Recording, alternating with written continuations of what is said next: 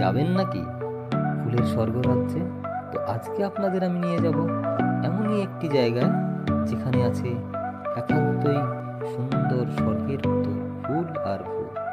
হ্যাঁ, আপনাদের নিয়ে যাব এমনই একটি জায়গায় যেখানে শুধু রয়েছে ফুল আর ফুল। এই নদিয়ায় রয়েছে নদিয়ার খিরাই।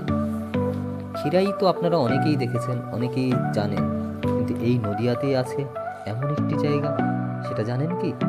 হ্যাঁ, রানাঘাট থেকে মাত্র 7 কিলোমিটার দূর নদিয়ার রানাঘাটের চাপড়াতে এই সুন্দর নৈসর্গিক দৃশ্য দেখতে পাবেন।